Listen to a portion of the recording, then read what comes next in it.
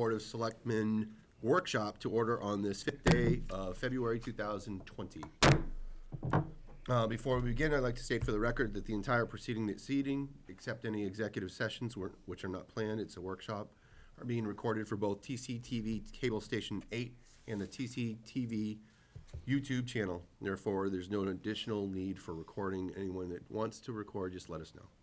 As always, our agenda for this evening has been set no later than 48 hours out by law and is publicly available at the official source for town information, templetonma.gov. I would also remind all citizens of our 4 villages to sign up or register for emergency updates using the Code Red system. It's on the left-hand side at the bottom of the screen of our website. Although I have the discretion as chairperson to add and remove from the agenda, it has been set to allow for time, personnel resources, and public awareness. I reserve the right to move agenda items around to best fit our business and guests. Thank you. Will you please rise for the Pledge of Allegiance? I pledge allegiance to the flag of the United States of America and to the republic for which it stands, one nation, under God, indivisible, with liberty and justice for all. That one's like falling over. Such a princess. So we have our quorum. We'll have to find out where, if Jeff and we are all right. Yeah. And you get me tonight, not the television screen. Is there any public comment before we begin tonight? Anyone come with any public comment? Okay, first on the agenda tonight for the workshop is a discussion surrounding the petition to move the Veterans Park project from the planned site on Elm Street to 9 Main Street in Otter River.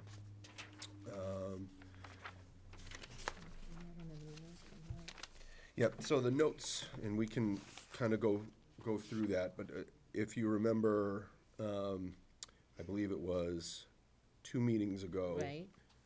7 January, because we received this on the same time. There was the petition brought by Mr., I'm forgetting his name. Bronson. Yes, thank you. To basically not go with the Elm Street. No, Yeah, that's Mr. Brio. that's Mr. Brio, right. Yeah, Adam was pointing at him, but that's Mr. Brio. Oh, right. Yep. There you go. And Steve is the current commander at the Legion now. Yes. No. Jim, that's Oh, Jim okay, the Brio. manager, I'm the finance officer. finance officer. Sorry about that. One of the titles. What's that? That's what CFO? Oh, yep. So to basically have the discussion, we've got this pretty good representation, our veterans agent, it's Steve. I'd like to just have the discussion. Huh? Did you say Steve? I did say Steve. I meant to say Jim, I'm sorry. Poor Mr. Brio. Son Jim. Pros and cons. We're starting off swimmingly. I think you need to sign We got a this. lot of work to do in this workshop.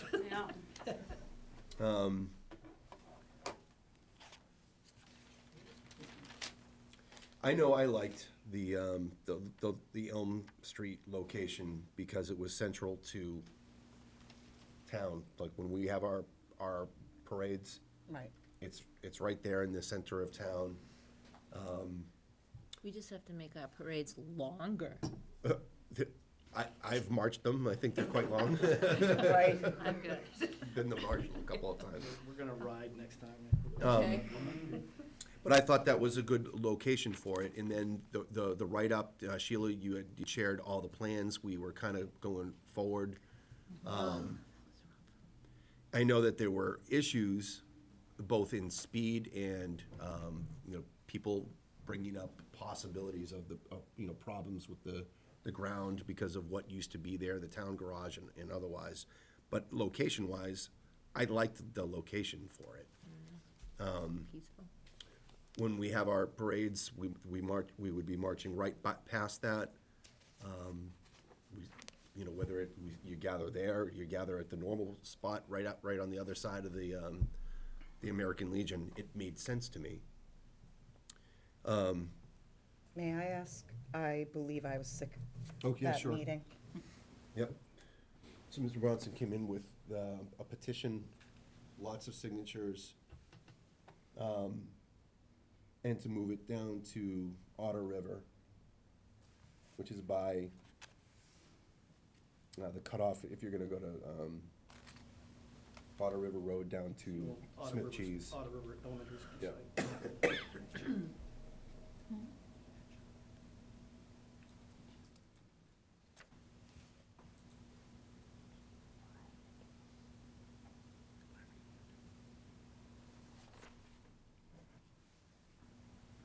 And I believe at 9 Main Street, there's already, I think there's already a World War I or World War II memorial. One solitary one. Okay. Right next to, closer to the road. Yeah.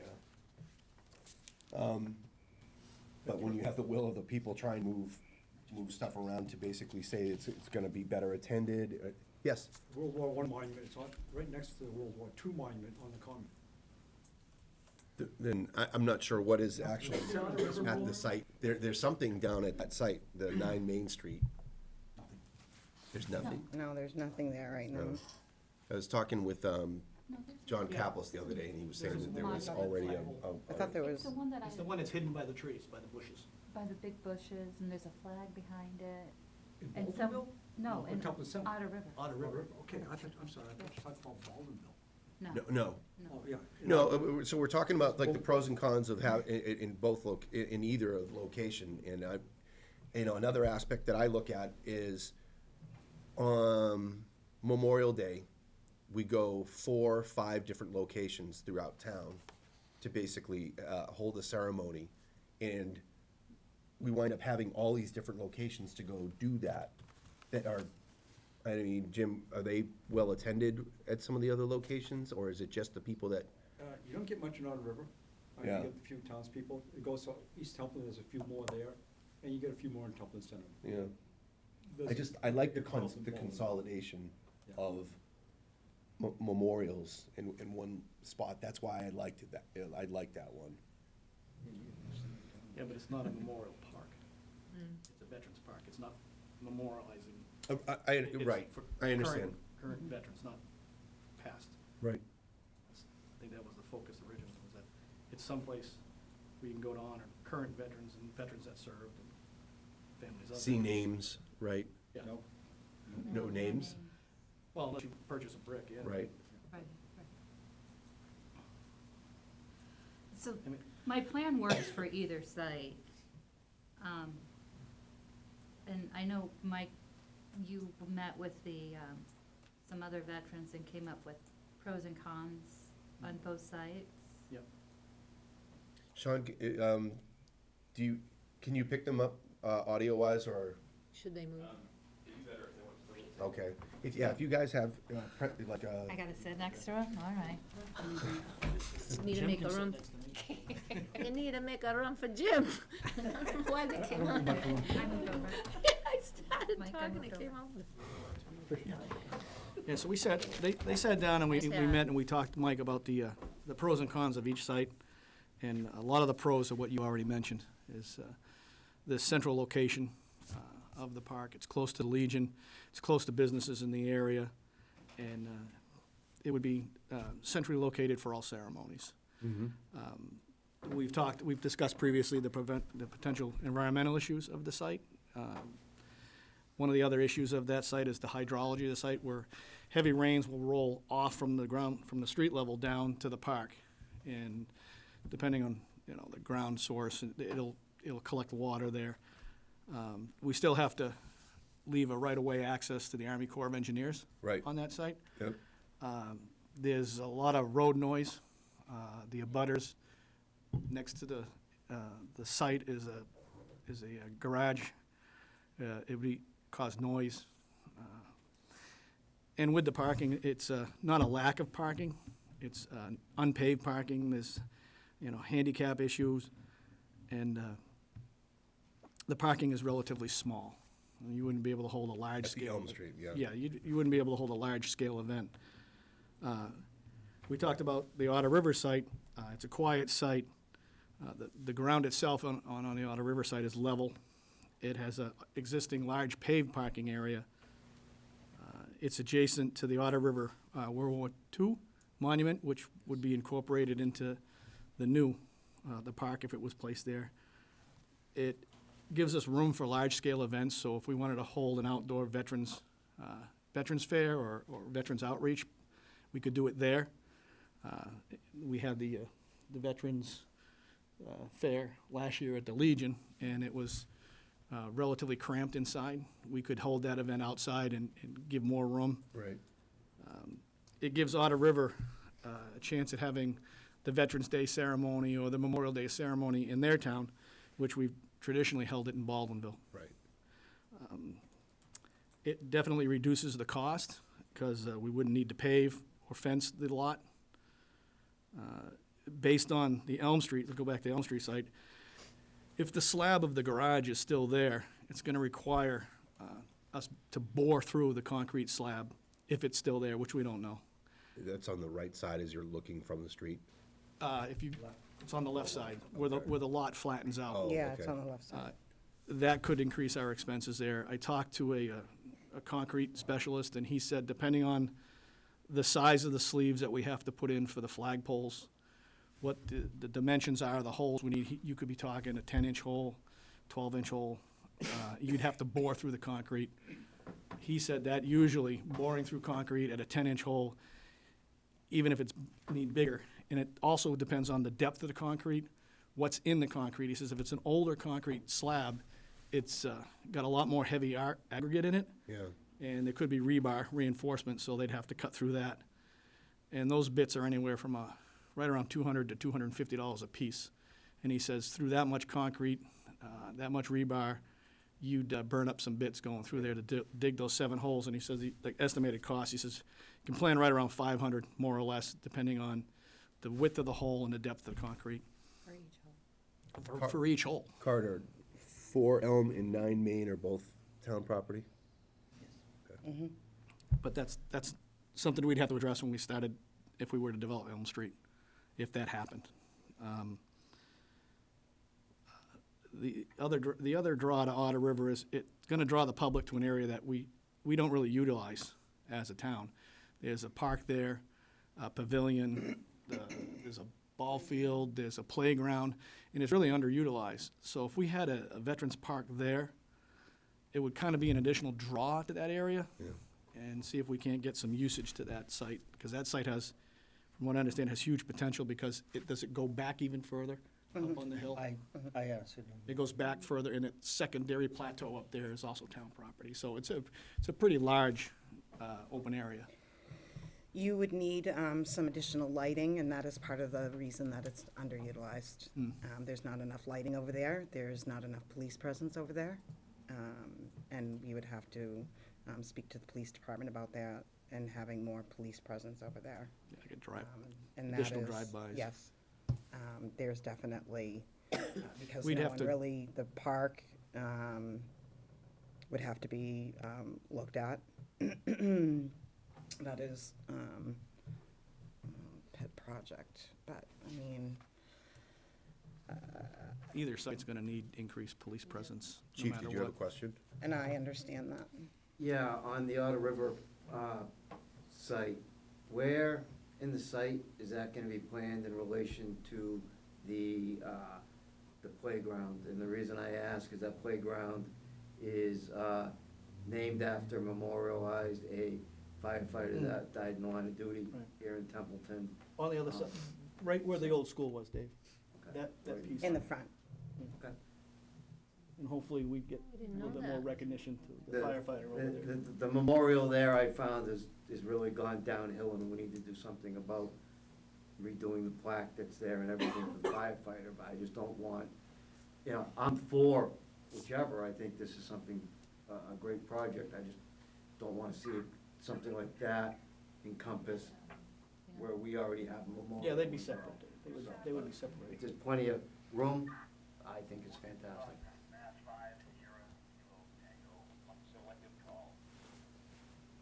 Yeah, but you got anything, Jim? I grew up on Memorial Street in Baldwin. I don't know if you know where that is. I do. Yes. It's just at the top of Right the up the common. hill. So there was a shortcut. I walked to school, to elementary school, and I ran home for lunch and hustled back, and there was a shortcut. And then I grew up just beyond where this building or the park is suggested to be. And I remember the old town barn there. I remember the old gas station was next door. I remember all the oil cans around. I remember that the river was a different color every day of the week. Oh, It jeez. was polluted all the time. And if they're polluting the water and it didn't make nobody in town seemed to mind about that, 50, 60, 70 years ago. Any spills of oil was certainly put over that bank to get rid of it. I mean, you didn't recycle oil back in 1956. And they were using that barn then.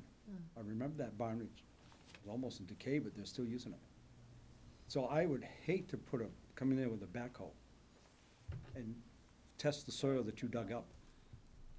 Because you'll be opening a can of worms that you cannot afford to take care of, like did with Temple Stewart's. That cost probably millions of dollars to clean up the mess they had up there. Right. For the same reason. Do we know how safe this new address is? Are there any, is it gonna be the same thing, like once you start, could you really run into anything that's There was no- unpredictable? There's no industry there at all. You said it was an old school there. It was an Yeah. old school, got torn I know down. th- I for- Could it know have we did a- ledge or They something? did s- asbestos like- abatement. No, I on the know where it building- is. On the I- building itself, but the ground, I'm I would just say if there wondering. was an elementary school there, it has to be a safe I site. would hate to start there too and then hit another snare. I kind of like the idea of the new site and using, for all the pros that you listed, and the fact that that site is underutilized, and that we do have 4 villages, Yeah. and that we would utilize something of theirs, and that they could call their own. Yeah. And yes, it would be an extra place to go, but what pride of ownership they would have. Right. And, and the park might be able to be utilized more. Again, I don't know the condition of the park. I mean, Adam and I went there, and I think it needs it needs some updating, but I don't believe the town has the money for that right now. We would have to look for a grant. And we do need to update the plaque for, that's the Houghton Memorial Park. Yeah. And we should look into updating that plaque at the same time that we are updating if we decide to go with that site. We have the World War II plaque, the memorial. The Legion has raised enough money to refurbish that one, and Okay. the one here in East Templeton, as we have done to the first 2 in Baldenville. Mhm. So So that's scheduled for the spring. what's the impact of changing the site at this point? I mean, we've talked about pros and cons and otherwise, and we're also now, we should probably talk about process. So to move it over to Otter River, we'll have to look for new funding. I talked to John Hinshaw about the $45,000 that is earmarked for 4 Elm Street. That money is there because it was part of taking down the building, creating an open space, which could be the park. So we would have to go look for new funding for this new park in Otter River. It's not impossible to do. It just would require us to do a little bit of more work to do the funding. The good news is because we won't need the fence and we don't need the paving, that's about $10,000 right there that we would be saving. And when I talked to Luann about that location, she was pretty sure that there was no problems with the place in Otter River regarding slabs or anything, that the whole building was taken out, and so we wouldn't have to worry about cutting through cement and rebar and Yeah. making sure that the monument and the 7 flags that are going up would be secured. Yeah. And Diane, you mentioned using that site in an underutilized part of town. And that was a predominant theme of all the people that were talked to, that it would be nice to, if it was relocated, to relocate it there, to bring something to Otter River, something that they could have ownership in, that you could have events there and, a little bit of, a place to have pride in and go. And maybe, expand over and refurbish the firefighters memorial in the park itself and get some utilization over there. Right, we would have to have a grant for that, but we have this here in East Templeton, and everybody goes to Templeton Center, and we have the Memorial Park in Baldwinville and the American Legion, but there's really nothing in Otter River. And this would be a grand It's a site beautiful space, for that, it's a and it's a nice beautiful site. space, like what Terry is It's saying. open, more room. Mhm. So again, it would be pride of ownership for them. Yep. Hi, Kelly. And we couldn't utilize, separate funding because for open space, from community preservation? So John just said that the 45,000 that's allocated for Elm Street doesn't go with the park, it stays at 4 Elm Street. Right, So, but maybe they could vote for a separate So, funding right. from just open space. right, and that's why he said we would just have to work and get more, different funding so that we Oh, could put the that's what I park meant. at Okay. Otter River. We just couldn't, it just, Thanks the for 45 isn't clarifying. following the park, it's They staying would at have 4 to Yeah, Elm you close can't, Street. you can't do Good that. question. Close Yeah. that and then open another one for that, yeah. Those funds would have to be They have to go back. withdrawn. Yeah, they have to be withdrawn and go back to the fund where they Right. were voted from. That- But Right, then we could have a new vote that would go Right. from open space to this specific Right. project. right. So. If yes, that please. level of development were considered CPC eligible, the parkland is certainly CPC eligible. Development of recreational opportunities is CPC eligible. Development of a veterans park of this nature at an already existing park very well may not be CPC eligible, and that may have been what John was referring to. Right. Which blocks you out of a whole line of funding. You know what I mean? So, I mean, cost-wise, what would we have available? Would we have, bake sale, Yeah. Friends of Templeton Veterans throwing their money in? So, right now, we have a Veterans Resource Fair that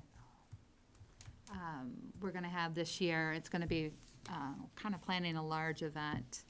So we would have the money Yeah. from that we would make. It would have to go to, Is there a committee, or is it talked about in the Veterans Advisory Board at all? I mean, what is the planning committee for this? So if we're moving this battleship from Elm to Maine, I'm jotting down land use, check, funding, so I would have the to good do some idea research fairy, on I that. think, is now, John said it's not, he didn't feel that it was impossible for us to get some funding for that location. It's just gonna, he can't just snap Gotta his dig. fingers. So that, I'd have to To work the exactly, funding. the type of stuff that Carter's talking about, Right. to say if it's already, right, So, right, so I would have to work with John and. in zoning, I and- think, and- yeah. And get that taken care of. So I think my next step would be, if this is something we want to look further into, then I would look at the funding opportunities Right. that we have to be able to support doing this. Grants or something will come up. I mean, I agree with Sheila. I think that there is a path forward funding-wise. Maybe it's not as clear right now. Right. But if this board is, we have the petition, we're talking about it tonight. If this board winds up at our next meeting, coming up with a motion, I want it to be a motion that means something, not just, okay, let's change location. Yeah. There should be identified a group, a tasked group for, because it's a lot of things that we're talking about right now to move this. Not to say the work that you already did, because you did put a lot of work into it, and I talked with you about all the different concerns that we had about that. I would want to make sure that if this board was to get behind that, that we did it in a logical way to make sure that we identify the people, the likely avenue for a resource, who's going to help, timeline. I'm looking at some of the pictures, abutters, what the abutters might think. I'm probably, some of the abutters are on here, right? Probably. But that's what I would wind up asking for when we when we come up with our decision, because it sounds like we are moving that battleship slowly. Did you have your hand up? So, the Community Preservation Act allows for the development of structures on recreational lands, as long as they're placed on land dedicated to recreation. And in this case, Article 91 of the Constitution effectively says if you've used land for recreation, doesn't matter if it has a deed restriction on it or a vote at town meeting, after it's been used long enough for recreation, that's all there is to it. And it specifically states that open-air structures and park-like amenities such as pergolas, bandstands, pagodas, walkways, monuments, and the like are definitely keeping with the CPA, so long as those activities take place on land dedicated to recreation. So if this is something of interest to the board, because you can't just take money and move it.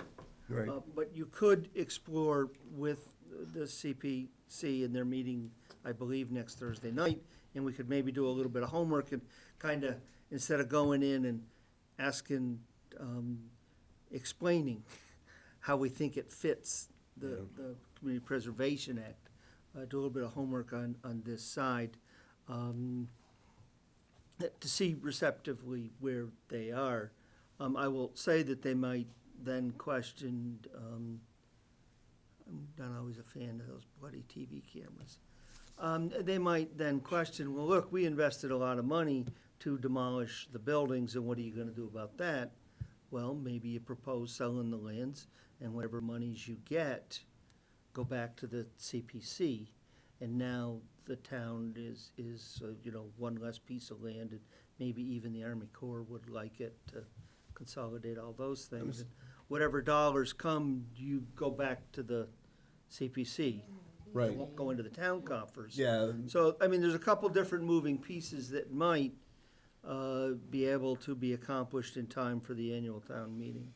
You definitely don't want to approve a relocation without funding, because then, you move the park and you say, oh, we moved the park, well, we can't get the funding, now you're out collecting nickel cans to fund the park. Well, I think one of the risks that we assume by moving to Main Street, sorry, is time. Sorry. Thank you. So time, we wind up not getting everything done when we wanted to. So, especially if funding isn't immediate, you have to follow the cycle. You have to be able to get into this. If they're gonna meet again and they're gonna talk through these things, maybe it gets done. But certainly I'd be interested in who is going to do this. I don't say this because you're sitting there right now. I'm saying for the discussion for our workshop, I would be concerned about who is doing this, who's showing this effort, what is the timeline, the when, and then with what resources. Because without the discussion that you just talked about, Carter, all right, we have the land identified, what are we gonna do with the Elm Street location? Right. It's basically making sure it can. If the board is interested in the relocation, I think it sounds that if we're the going board that is open direction. to the possibility of disposing of 4 Elm Street, Yep. and to not only dispose of it, I'm a fan of the town shedding whatever land it can shed that it doesn't really need. Right. We're not always the best steward of these things. And also with the possibility that if there are any proceeds, they go back to the CPC to kind of help assuage their concerns over monies they've invested in. I think that that's research that perhaps could be completed over the next few weeks when I provide the draft warrant to you. If we're far enough down that road that it seems to make some sense, I could put a placeholder, if you don't mind. I wouldn't try to write the whole article. I would just say Veterans Park activities here. The biggest challenge would be between now and next Thursday night, kind of putting together a bit of a pitch of, here's why this location fits CPC criteria. Do you see it that way also? Do we need to tweak it so it better fits your criteria? because the fit was truly much better at 4 Elm with their statutory mandates. That's not to say we can't make the other thing fit. Right. That would, and I know that Adam's looking forward to jumping into this task. I knew he Yeah, would. I see, yeah, really. I think we could maybe make some, I think we could make some progress A consensus in a there. fairly short Are you feeling? timeline that could come back to you, and maybe still keep As long as like. the effort separate on criteria, we track. can- Truly, the most difficult piece is Mr. Brielle wants to somebody speak. really digging into the CPC and making the case When- that this new location would fit. When was the Baldwinville School, I mean, the Otter River School torn down? I've only been here 3.5 years, so it So it's- predates me. It predates you? It burnt down. It burnt down? It didn't burn No, it didn't burn down. We saved a bunch of it. It's going down. I'm blaming you for anything. It didn't burn down. It's been down for a while. Jim, did you have a point? In the, Okay. the other I don't park, recall the other that. park was there before the school? Was Yeah, demolished? that one has, I'm not the best yeah, guy. the part. See, I'm kind of stretching here along your lines is, you know, we can't, if we can't use existing rec land to get the funding, well, then was that school lot ever declared recreation land, or was it just the monument I to the heard him left? say you could. And the monument, It was. I heard him say you you can, could. even if Yeah. it was previously Doesn't identified. have to have been dedicated by town meeting vote or by deed restriction to recreation land.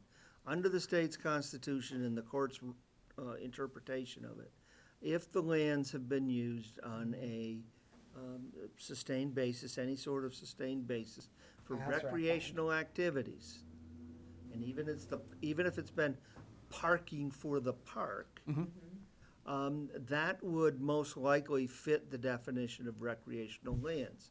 Now, I think we would still need to find some time between now and Thursday night, first to get on Mr. Henshaw's agenda. That would be step one tomorrow. And I already have an invite to next Thursday's meeting. Perfect. I have to be there also. Oh, what time is it? I can't go. But have I to think find- digging into the CPC and kind of making the pitch, helping them rationalize how it fits to pass the straight face test when they get audited. Well, I mean, and Mr. Bronson, Not lie detector, just straight face. yeah, So that land was used for recreation. There used to be ball games here, Yeah, softball games yeah, my kids on played. weekends all the time. The CPC is a standalone statute that has all its own quirks and quandaries, and you need to understand all the rules in that statute and how it's been interpreted by the state in its implementation, and how the local committee will view that. Those all have to come together, because the CPC has to sponsor the article, whether it's amending the 4 Elm Street to, what is it, 9 Main Street? 9 Main Street. To 9 Main Street, whether they want to revoke that and have a new appropriation. I mean, that's just a matter of working through it. So, my original question is, CPC, is that a federal grant money? CPC is money that the town pays in its taxes, and we basically turn back to projects within the town. I don't know how long ago we did that in Templeton, but when you pay your taxes, you're paying CPC, into CPC, community preservation. So you're paying into good things for the town. Renovation, roof repair for town buildings, Look, chief, but it's basically self-funded from the community. And a matching share from the state of Massachusetts. I didn't know, I wasn't aware of that part. Yeah. My reason, if it's federal money, it just happened. I have an appointment with Representative, what's his name all of a sudden? Whips? no, No. him. Oh, it's The not govern- federal on the federal. McGovern, Oh, Yeah. in 4 weeks at his office in DC. It's not a federal program, it's a state of Massachusetts Maybe there's program. some federal money. I Perchance. can always throw a plug. There you go. I just scheduled to meet with him next. Well, I would just say, Mr. Chairman, that I think there's a Congratulations. couple different things we can explore. Yeah, Um, I'd like to give some that- feedback to that Mr. talk about Bronson new as well. money that talk about what do you do with 4 Elm Street, that talk about assuaging the concerns of the CPC for the monies that have been invested there to date. But only if the board is open, I would There's suggest you not consensus start us now. down this path if you're not interested in this at all. Yeah, there's consensus from the board, Go as it's forward. meeting tonight to move it. Go forward. All right. Geez, that's Then, yeah, I'll continue to drive forward and try to get those questions answered. Yep. Do you have Mr. Bronson's contact information? If you, I do. yeah, I mean, even if you could get it, if you could help me out with that, I'd like to enlist his help as well, being the person who brought it here in the first place. Just to make sure that, if next Thursday is an opportune time to have the discussion at their meeting. You want his phone number? Sure. You can email it. Yeah. I'd love to get through the meeting tonight. Yeah, it's probably Yeah. not a good idea to announce it on so there's- public TV. His number So is. so Carter, there's consensus that we would like to actually move the location Okay. and have the discussion on what we can do with 4 Elm. We have an intern we might be able to put on this. Maybe. Yeah, see. Okay. We'll see tomorrow. Well, thanks for everybody that came in tonight to talk through that. I think it was a Thank good you. discussion. Yeah. You wound up changing my mind. I did a complete Oh, John Kerry on really? you. I liked 4 Elm. You did. I Elm love has a 4 Elm, lot but of this is positives to it. Yeah, I just- liked the design. I mean, But Well, the luckily- design is the same. Yeah, the design is The gonna be footprint of the park same. is the same footprint. So It- I it think just- it'll have more, it'll be more peaceful where it is. cool. And I already have visions for an interactive playground. I've got, because that playground, last time we went there, we call it Lucky Duck, because it has a little ducky thing. It was loaded with yellow jackets. We get stuck. Really? We get attacked. So, Wasn't so lucky of a duck. Thanks, everybody. no, so bringing that there will help the Otter River in the long run, I think. All right. Thanks, Thank Terry. you. All right, moving on to item B for this evening is staff response on audit findings. So I'm going to ask Kelly Jackie. and Cheryl to come to the presenters table. And what we did, following the presentation of the audit, Adam, Luann, Cheryl, Kelly, and I sat and we walked through the management letter. Yep. To try to determine if in the balance of this fiscal year, there were some items that we thought we could realistically address Tick off. and clear in Box. next year's audit. And for those that we didn't necessarily think we could address, speak to you about when we thought we might be able to get to. That was the $500 for the training. That was the one we couldn't do right now. But the other Well- ones that you can do are great. The interesting thing is, well, I'm not gonna speak to the advisory committee and its view of the reserve fund. Good to see you. You too. Enjoy your time. So I think what I'd like to do is to have Kelly and Cheryl walk through this, Okay. and address what we think we'd like to try to do. And I do have a Plan B on the training, though we might not get it done this year still because we've lost 2 months, but I did develop a Plan B since being turned down by the advisory I committee. read that. yeah. Okay. Kelly, you comfortable in doing that, just kind of taking the lead and walking through these? And then on Cheryl's items, she can jump in on hers, okay? Okay. So, one of the first things is our network security, which has been an issue for a while. But that pretty much, I think with the contract that we've signed with the Wally Computer Group, I believe that that's something that we will be able to, I'm not sure that we will 100% clear it by June, but I think we will be well on the road by the time, they have a lot of things put in place. So that one, I do feel that we'll be really close to having that cleared up. I'm not sure of their timeline of coming in and, getting things up and running, but I think we'll be very close on that one. So, and then on the contingency side of that is if something should go wrong, we need a business continuity plan. We really don't have one. What happens if something goes wrong here? We need a business continuity plan in general. Yeah. What happens if a fire, okay, so we're gonna have the remote servers, Yep. Right, and we'd have some mobile laptops and such. But where do we actually go? How do we set that up? How Yeah. do we protect people? That's something we need to do, and I think we can do that in fiscal '21, perhaps with a community compact, or perhaps with other resources. And that's, I mean, that, as far as my expertise, I mean, that's what I went to school for. I wrote business continuity plans, so I could probably be That would be a part awesome. of that. That would be, yeah. Network security assessment, would that be part of what Whaley? We did have an assessment done, and they had a number of recommendations, and Wally will be implementing. Okay, that's Several great. of That's an those, excellent way with us. forward. And the We picked it. use of the remote servers will give us redundancy in addition to backups. And it will give us the ability, literally, on some of the things that we access, Vadar, I know you got some- paychecks.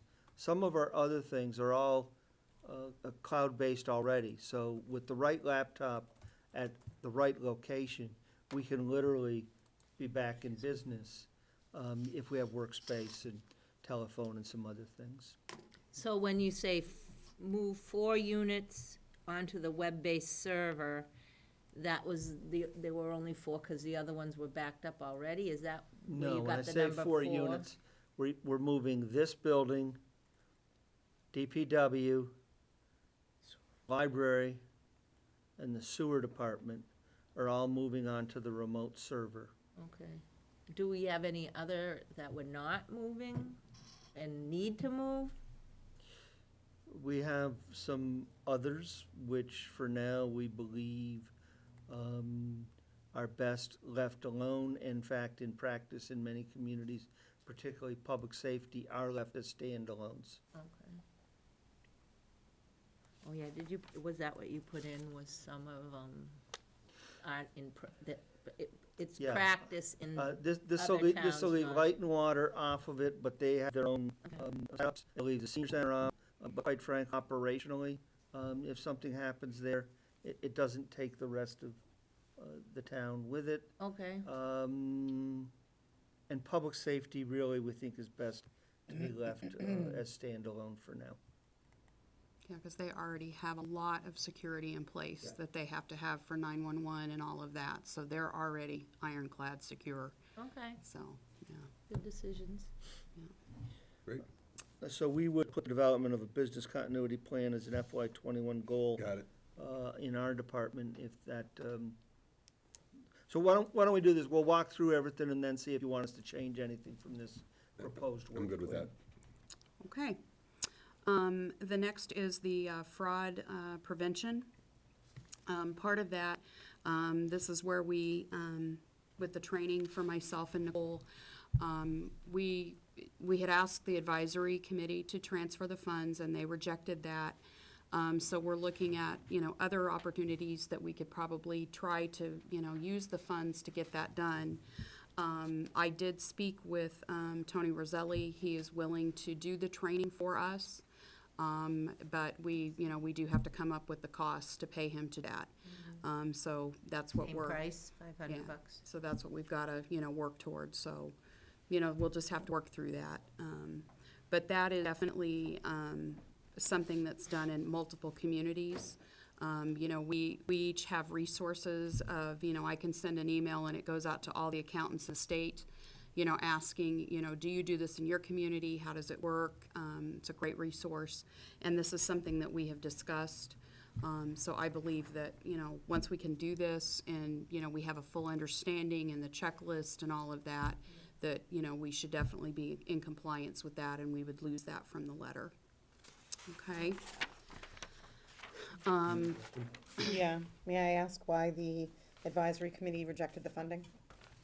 They said it should be put in the FY '21 budget, that they didn't feel it was an emergency to do it right now. They had a variety of reasons. One member felt this is something we should already know how to do and we should be doing, and I'm not gonna waste my time with the Right. rest of it. Yeah. One who said, well, we had other elements in the audit and we haven't done those, so why are we so hep on this? And maybe this is just kind of make work justification. And then I think the balance just thought, well, we'll just do it next year. We had hoped to knock this off this year's budget. I do have a Plan B. I've secured the funding for it from our partners in Hubbardston. And it will be challenging because of the lost time. We'll try to get that training in late April, early May, and then we will only have 6 weeks to try to get one department done this year, one here, one in Hubbardston. So, fingers Okay. crossed. And that really depends upon Tony. We really need him His to. availability. Right. We need him to, hand us the templates, tell us what we're looking for. Because this isn't just a financial audit, this is a management practices program review as well. So we hope to get that done this year now that we've secured the funding. Okay, thank you. And the other two items you can see would go into our goals for future years. Okay. And the next one is the lease accounting, which we have, the current leases that we do have, I now have copies in my office so that they're readily available when the auditors come. That's something that, is a new practice that we have already put in place. There is also, GASB, has come up with something new, which they always do to make our lives much more simpler. So we have to do special filings now for leases, capital leases. We had one that we did have in this current fiscal year, the prior fiscal year that we now, I think it was it the ambulance or the fire truck? The ambulance came okay. in after the Right. effective Effective date of date. the rule. Yeah, but we were able to get that filed with our investment firm. They were able to file all the documents and get that taken care of for us. So we are in compliance. But we now have a process put in place to make sure that that's taken care of. So that one should be cleared. And you amended your financial management policy at your last board meeting Yep. to define materiality at this $100,000 level. Oh, yeah. And as Kelly said, Hilltop Securities will file the report for us. They're gonna send us a little spreadsheet they want us to fill out so they know what the heck they're filing. Right. But they'll do that as part of our annual service Okay. agreement with them. Oh, good. The number two, again, is, from what I discussed on the quarterly, is the interest income allocation. And again, when they discussed the accrued interest, I thought that was the interest from the bank account, and I misunderstood that.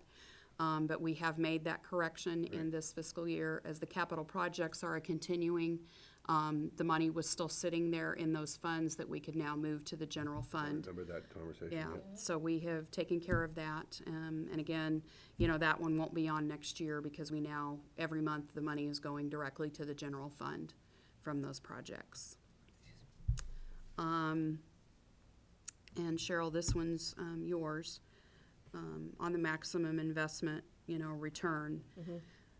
That's something that she's been monitoring, and we definitely have higher interest rates on our bank accounts, and, we're making good money on those now. It's To check, Yeah, right? just Yeah. keep an eye on it and. Yeah. It's very challenging, though, with the number of bank accounts that we have, a lot of them will give you the good rate if you have X amount of dollars and accounts, and, sometimes it's not as easy to say, we've got 10 bank accounts at this bank. Well, we're gonna get better interest over here, but that requires closing all of these accounts and opening, you know, because each one has its own purpose, so it's not like we can It depends on close what type of account it account. is as well. Yeah, you Did can't they have a just- recommendation on frequency by which you would do that? I figured I'd try to keep at least a quarterly eye on what's going, you know, what's going down and how the rates are. We're required to keep compensating balances on file with some of our accounts as well. Yes, they may not charge us for this particular service. Oh, but P.S., you'll keep $250,000, whatever the specific Right. numbers are, on account. I mean, when I was in business, you know, yes, they didn't charge me for my checking account, and they didn't do this, and they didn't do that, but I had to keep, you know, Yeah. $50,000 on deposit at all Yeah. times in non-interest bearing accounts.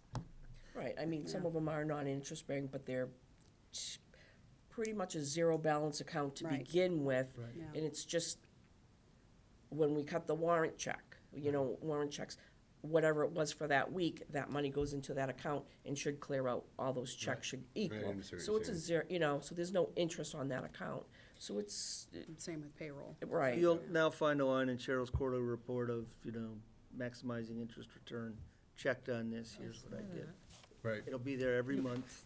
Quarterly. Yeah, Yep, that's what you told me, and She that's just what wrote I that wrote. down. okay. No, that's, Oh, that's that's, how much they've expended of out of Thanks. those Oh, accounts. out of You, that. that Oh, you I put it in your email, so I just took you at your word. All right, thought I saw it. Okay, and the system security audit, that's part of the network security. You know, we did have, I think it wasn't this last year, but the year before, Tony, that's part of his audit process now. He has a contract with a vendor that comes in and does just a security audit of, that, you know, knows nothing about the town. He comes in, he audited everything we have. We had an executive session over that, you know, of all the issues that we had that needed to be corrected. So again, that's one of the things that Wally will be looking into to make sure that a lot of those things are taken care of if there's something that we can take care of, so. The closing checklist, I took care of that this year, was able to, you know, my closing process now for the end of year, I have systems put in place to get everything. I did leave one thing off my list, which has now been added, which takes care of, on the next page, number 7. I had that all ready to go, and I just missed it in my file of giving that to them for them to book that. So I now know what to do to take care of that, and that'll be done when they come, so I will already have that done for my checklist. well, Yeah. And the sewer user charges, that's all taken care of. We got that transitioned the end of December. Their first billing went out. So far, It's people going are well. coming in, paying, you know, having no issues. You know, Luann worked with Carol over there to make sure the commitments, that's a process they've not done before, of getting the commitments to my office. Any adjustments they're making in the billing system all have to come to me. So we're aware of exactly what's happening, so that when I do the reconciliations every month, we're balancing and we're not having a variance. We have to agree, right? Yeah, You trying three. to figure out, you know, well, why is this off this month and it's off a different amount this month? And it's because we're finding a lot of those things were happening, but we weren't notified about it.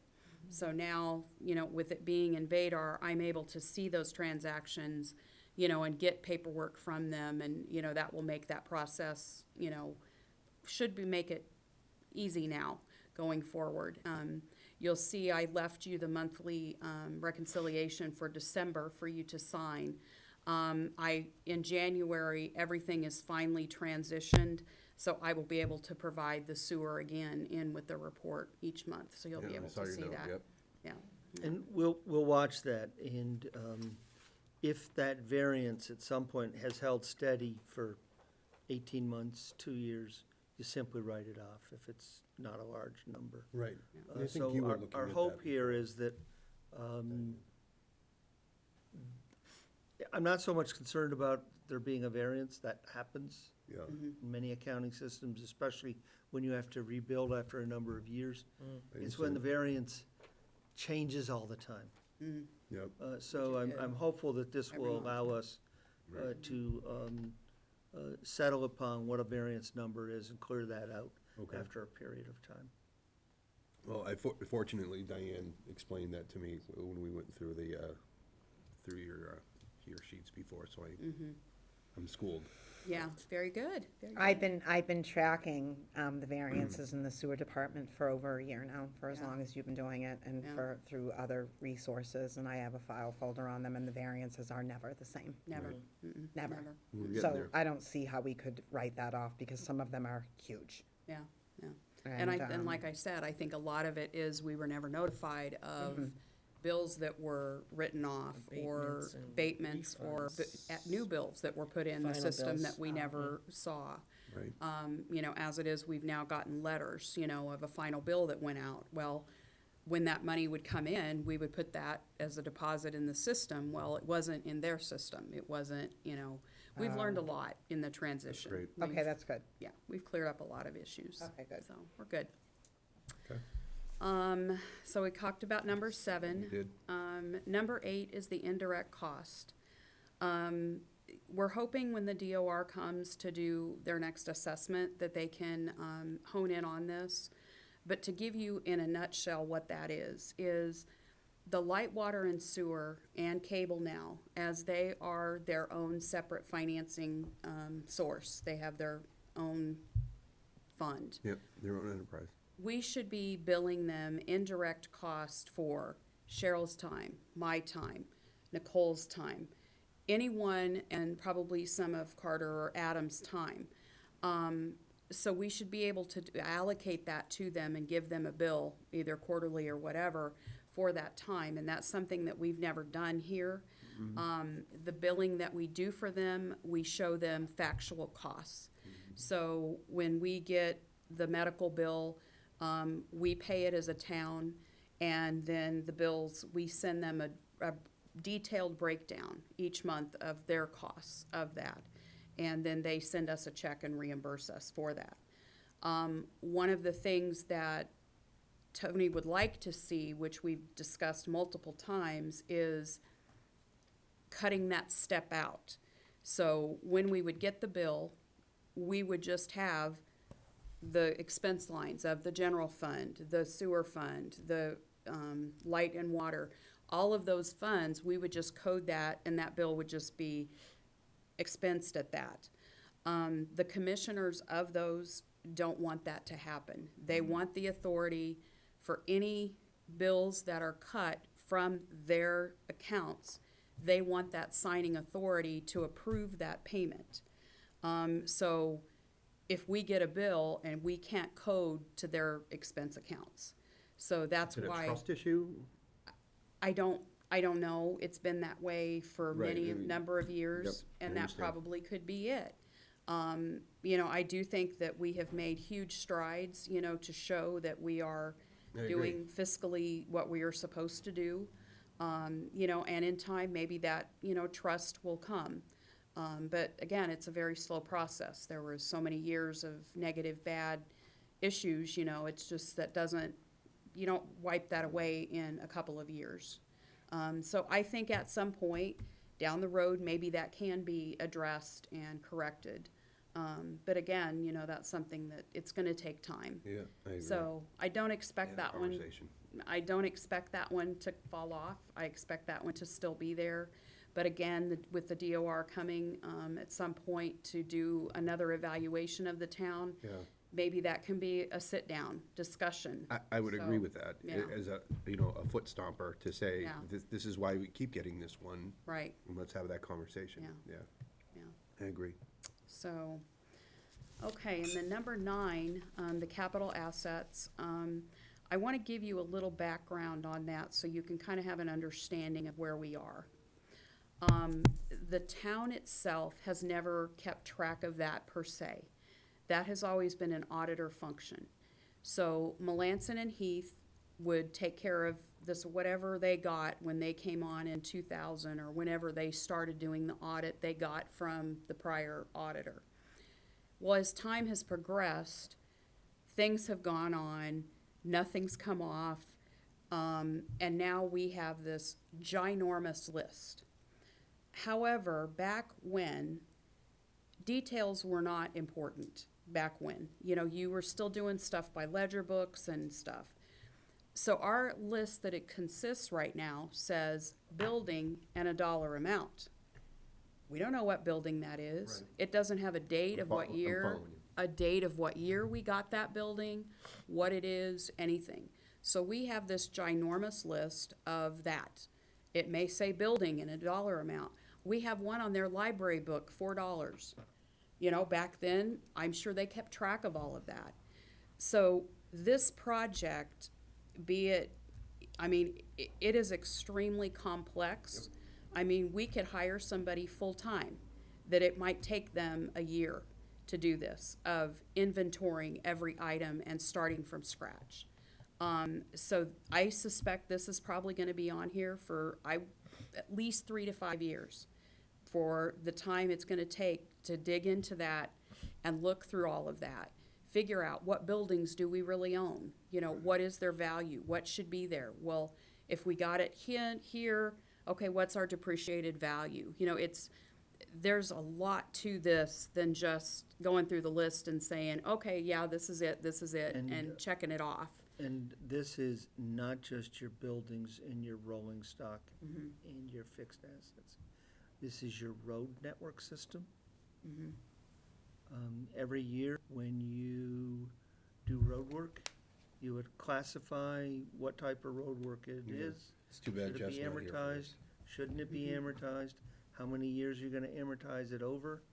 And that comes on. Your sewer plant is including your collection system and every manhole, your water system and your light plant. This is gosh. every physical asset. In order to be fully compliant with Jeff was GASB talking about this 34, in one of the last meetings. Okay. you are to have a record of every physical asset that you own and what its current value is, so that each year you're dropping that depreciation off and you're adding the investment.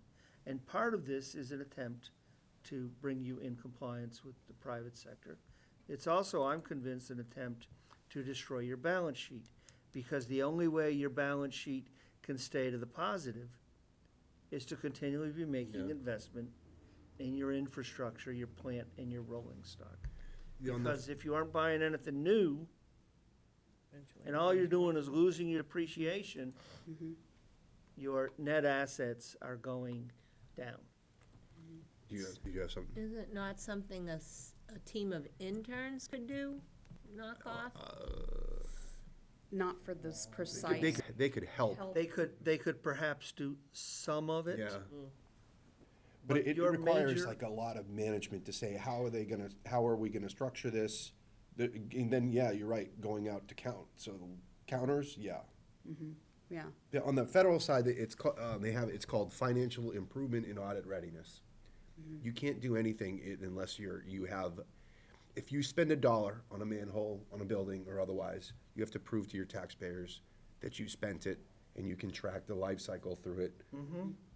So I think it's great that we're having this discussion, and I think you're 100% right on, Kelly, when you Yeah. say, during FY20, we will develop the multi-year plan. yeah. I think that's a because, great start to say Yeah, who's going to be the team, who should be involved with that. I would think that Bob would have a huge piece of that. He is, A lot of but we stakeholders. need buy-in from our 3 utilities, because after your school, your new school, and your roads potentially, although they're mostly depreciated to 0 at this point, Right. the balance of your assets are in your utilities. so yeah, that, I mean, you know.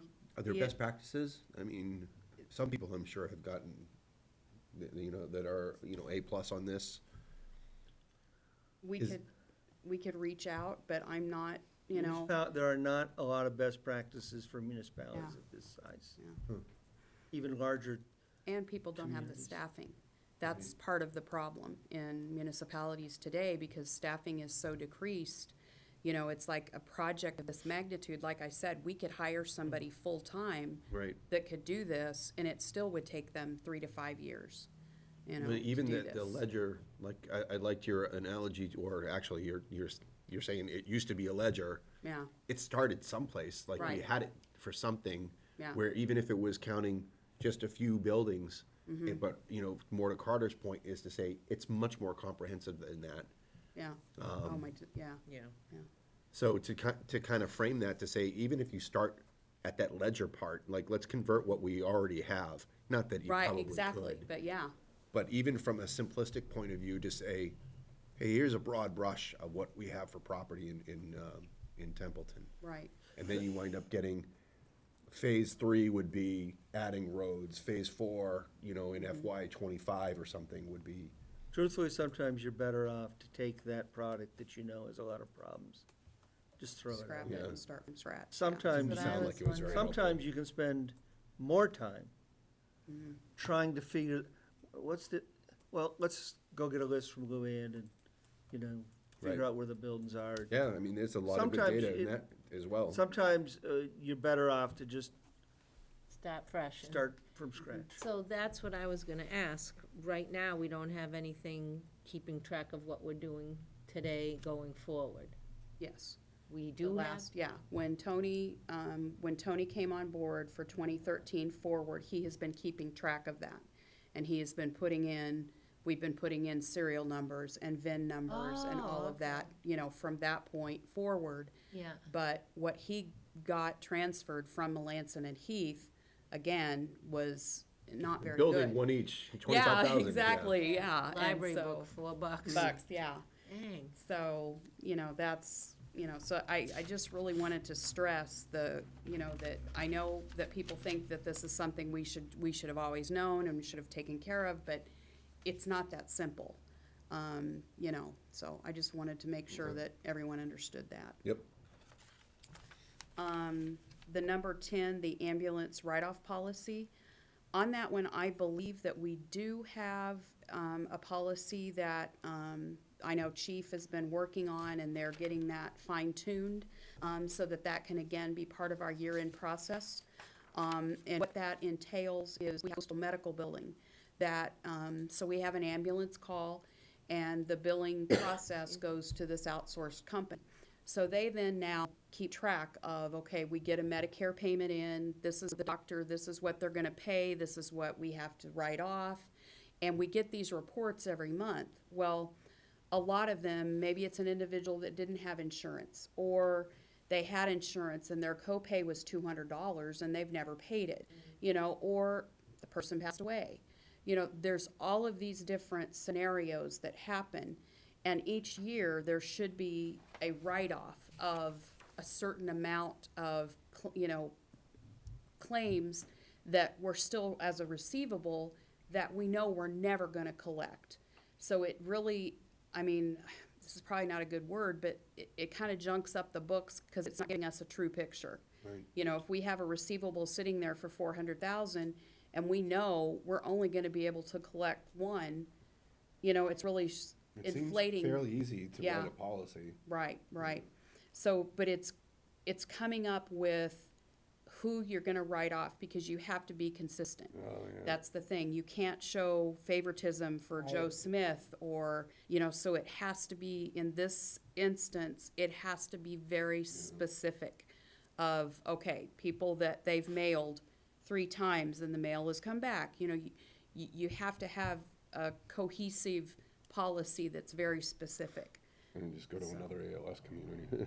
Yeah, yeah, See your ambulance write-off policy. right. And we'll be able to address that after you're through Okay. this. We have some Okay. thoughts. We do have a section of the financial management policy that addresses it. The chief wasn't aware of it, shame on us, so it hadn't been used to date.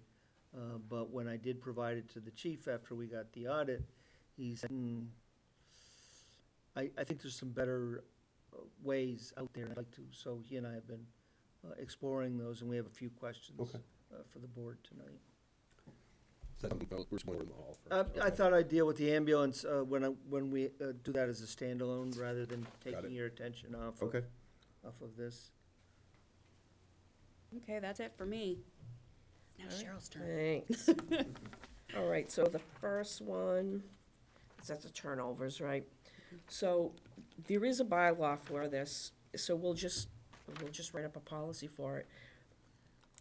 The majority of them do come in regularly, if not at least weekly. Yeah. So it's not really a big issue, but we will get a policy in place for this, for the turnovers, so that they are coming in, or we have the right to say you're not turning it over and do something about it. The lockbox comment, we looked into that. It's extremely expensive.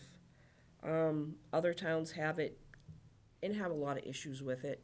I think Kelly Yeah, said Hubbardston has it in, Yeah, we've had, I just, the stories that I've heard since I've been there, to use a lockbox, I think would be horrible, because you have, plus, they're gonna have to get rid of it because they're increasing the cost July 1, double what they've been paying.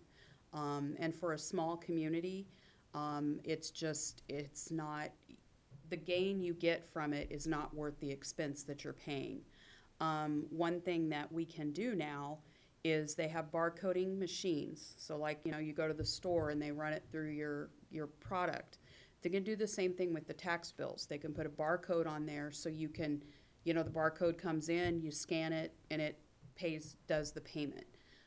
So that's another option that we've kind of talked about, looking into, that would be, they've just now started that in Hubbardston, and it seems to be working well. So that's something we can, definitely explore of, getting the counter, thing you scan and that type of stuff possibly in the 21 budget to be able to do that. in Vadar set up to accept that, so Yeah. that wouldn't be, Maybe in the 22 budget, if you wanted it in 21, your budget window has now closed. Come on. It's less than $100 a scanner. With- We'll figure that. Go on. Not But not once you tie it into the register and you do some other things, but we'll talk. we'll get it. Okay, yeah. Cash forecasting. This one here, like Kelly said, we have like a list, it's called listserv. Treasurer and collectors, she has accounting, assessors have their own, and people can throw out questions, and other treasurer collectors will answer and throw out questions and comments. I sat at a meeting and asked everybody at the table and others around us, I can't find anybody that does this. So I honestly wouldn't even know where to start. I mean, we could start working on this and start getting data together and create something new, but it's not something that's generally done in anywhere I asked.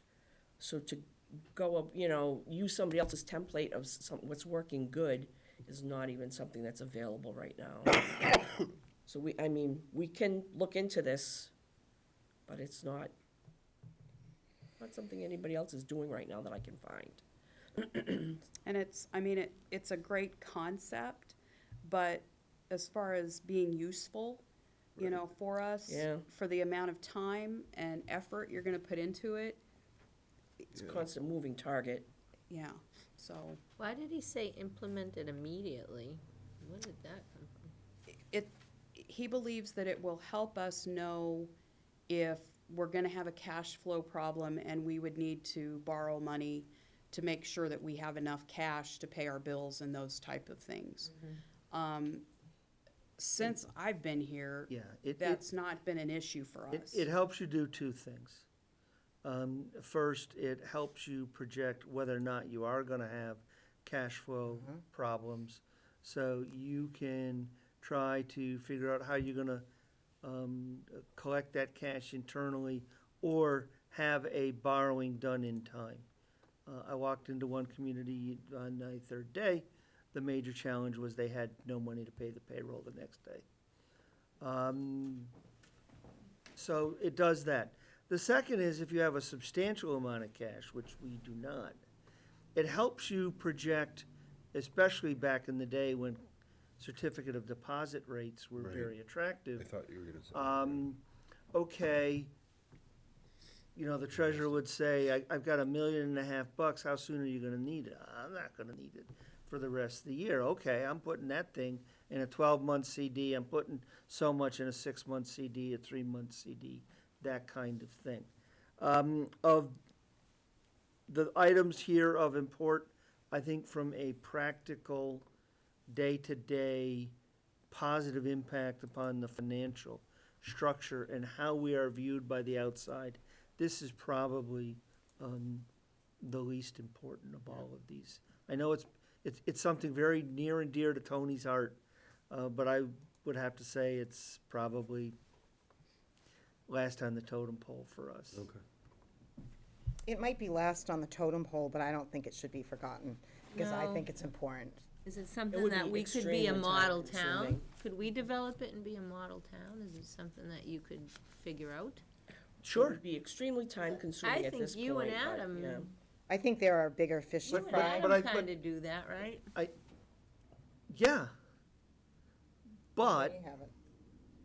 that attention we have to put into that has to be taken off something else. So what we've tried to do here is to look at the things that we thought were the highest priorities that we could undertake with the staff resources that we have Right. within the balance of the fiscal year. I.e. the school that Adam was So talking that about. ideally, Wanted us to- when we get the audit letter next year, and he's added 2 things, we will have hopefully knocked 3 things off the list. Right, And I be one- think, And be 1 page shorter in the letter. I think there are more important things. I just would like to see some cash forecasting. Yeah. I mean, but you can't go by me because I'll be gone. But I'm saying I think it is important, Oh, yeah. because if you're gonna Could do be. future forecasting, you know, when you look at, you know, a 5-year spread or, you know, 5-year forecasting, or it would be nice to know if we come in and we say, okay, so how much cash do we have? We're looking at doing X, you know, or we're looking at doing X. And I think you already do some of that, you just don't realize it. We have some data sets we could create that wouldn't be horribly complex, that would Right, I start think to you give are, us I a think you're sense. already doing it. Just by tracking on an Excel spreadsheet, how much did we spend in this month? How much did we take in Right. revenue in that month? What was the major I fact? think you're already doing That we it. could start doing, and that would give us something to go, well, give the next person something to go by after a couple of years. Yeah, I think you're already somewhat doing it. Right, that's what we did with the school, right? How do you want it going forward, how do you want to meet the minimum requirement or 2.5%? No, this is different. It is No, completely this different. is different. Seems This is cash forecasting. How much cash do you have? This Compared to basically says if you have How $5 much million, cash do you have on hand? yeah, this basically says if you have $5 million in the bank, Right, and your budget is $18 million this year, right.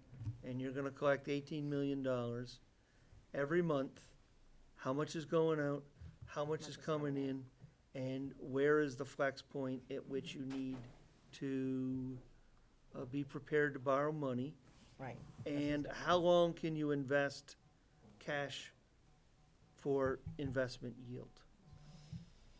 Well, we could possibly even just give you, you know, for right now, to kind of get us through, we could do like a quarterly, and part of our quarterly of the last 3 months, you know, this is kind of what we took in, this is just to kind of see if in the next quarter, if that's what you would want to see in a cash forecast. Just to kind of give a small If snippet. it's gonna create all of this havoc for you, that is not what I'm asking. Yeah. I think based on what you've given and what is prioritized Yeah. in our audit report, I think Yeah. those things are more important. This is last on the list. Yeah. I'm just saying, in the future, I would think be- it, okay. it would be great. So Okay. I'm not asking you for that. I'm Okay. just saying I would like to not lose sight of that. Okay, That's all I'm saying. okay. So if Give it as this, a tasker to the advisory committee. There you go. so the Oh, way. you just got the look.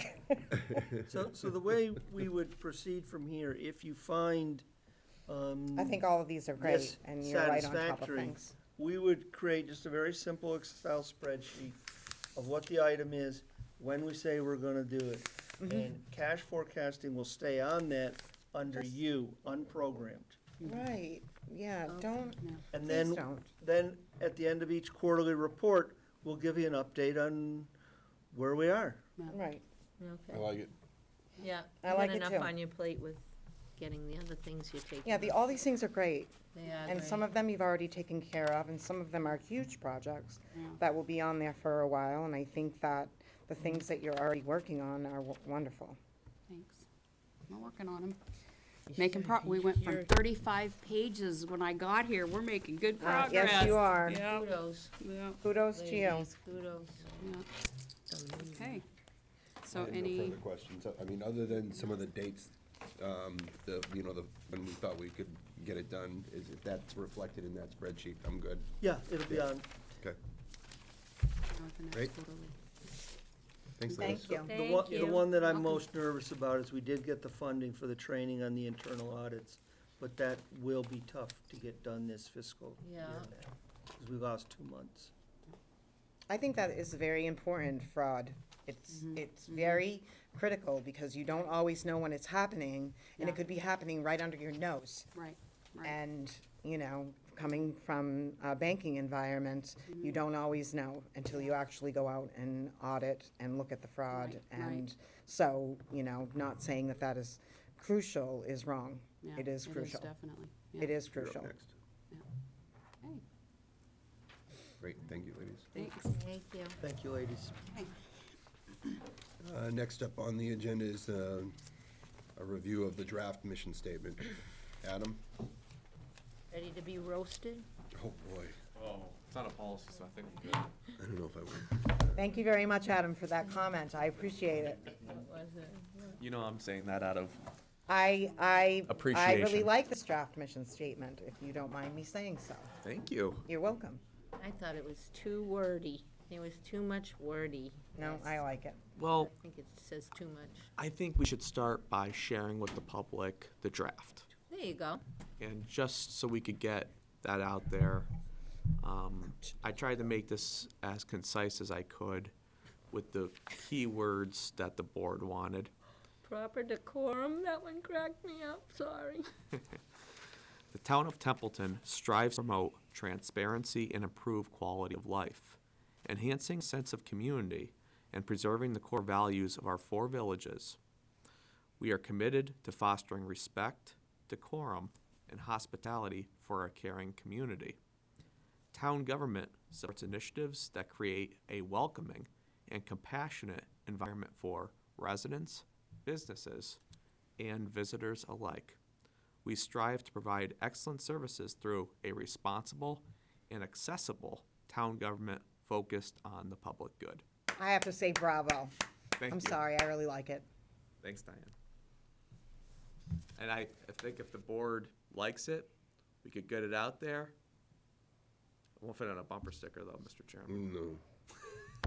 So, this I think Mike mission has some statement, changes. is the mission statement for the government or the town? It would be for the town government page, for the town. So that it's not the town saying this is our mission statement, this is your town government's Town mission government. The statement. organization. The organization, Organization, okay. the public organization. I would wind up, I went through, I started to dissect it apart, but then I really only had a few things afterwards, because I saw, kind of like the way you saw the forest through the trees and you loved it. I didn't see the forest through the trees right away until I started to back away. But I would actually make that up front, and instead of saying the town of Templeton, I'd want to find some way to say, like, the municipal government of the town of Templeton. The government. Templeton's town government. Yeah, Say again? Templeton's town government is dedicated to, or Yep. whatever. Oh, that sounds good. So Templeton's town government strives. more to Terry's point, decorum, I would say public decorum, Public decorum, okay. yeah. I thought I would just leave that out. We are committed You to don't like it? fostering respect, decorum, and hospitality for a caring community. I would just leave that out. You want to take decorum out, or the No, whole sentence? sentence. You want the whole sentence gone? Yeah. You sure? No, No, you don't want think the whole so. sentence? no. No, I don't want to take that out at all, because that's what we stand for. That's where we got our caring. That's where we part. got our That's where caring we're- heart yeah. from. Yeah, we got our caring part. You wanna You just were take able to decorum inject- out? So I saw where you were able to inject keep the whole what we sentence. asked for in there, Yeah. for sure. We do provide decorum We do. Right, and the police officers, when, in the, when prompted. in the fire department, in every aspect of our employees. I mean, it's up to the board where they wanna go, but, I mean, I'm new at this. Mike, what do you think? Or Mr. Chairman? Well, my only change in there, I instead of decorum. Is public to- decorum. Is public decorum, because what's the so what of saying decorum? Okay. Decorum, in my mind, we're basically making it like a safe, open, the public decorum, so when someone comes in here, they feel like they can bring up any kind of issue or otherwise, or if they're at town meeting, That's a they good can idea. stand up and feel like they can actually open their mouth without, rotten fruit being thrown at them, like some Right. kind of vaudeville act or something. Yeah. That's why I thought the word definitely sticks out, like it's like decorum. But I What think do you if you do with tweak it? it properly, I think, And that should yeah. What do you keep do Terry with it? happy with public decorum in there, and that way we could keep the key words that the Because you board can't came have up with. bedlam at a meeting, but True. Yeah, And so I I'll think put that, that in I mean, I make the joke about the police officers, but we did have that in one of our last we town did. meetings. Yeah, and they were not happy. Yep. Okay, so I added that. so it is the government. The next sentence there, your town government, Oh, that's sweet. Oh, there your you town go. government supports initiatives. That's good. That's good. You used strive again, so I put endeavor. So the Endeavor. last sentence, you say, we Yep, strived, we endeavor to provide excellent services. I like that. That's good. I really liked, where it says, town government supports initiatives that create a welcoming and compassionate environment for residents, businesses, and visitors alike. I loved that. I loved the way that you put that, because that's, as a mission I do statement, too. it's very inclusionary, and it's basically saying, come to Templeton. Yep. Or any one of our villages, Yeah. Yeah, the 4 villages. or any one of them, because they're all full of great folks. And other than that, other than those small tweaks, I thought it was a really great first draft mission statement. Like you said, kind of throw it out there and see if it floats.